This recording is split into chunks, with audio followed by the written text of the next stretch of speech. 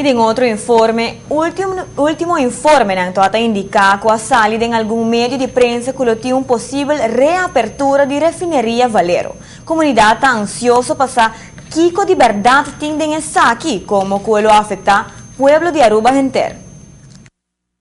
O qual que tem agora aqui, está com o PDVSA, está sentando na mesa com Valero, não tem comunicação com outro, e não está papiando de possibilidade não para mirar que é possível para o processo na Aruba, via a refineria, mas não tem nada concreto.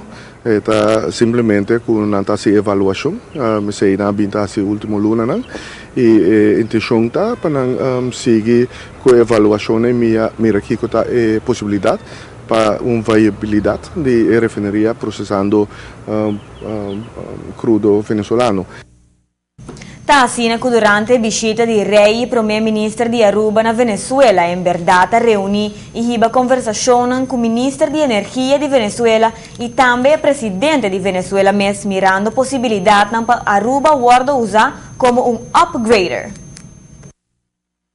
Não tem nada concreto. Nós estamos cautelosos que sei, porque nós não que bailanta expectativa não of do na indicação que está incorreto. Então, sim, em verdade que tem interesse particular dentro, não está conversando, não está evaluando, não está expansionando e fazendo uma avaliação e conversando com o Valero para mirar se tem uma possibilidade.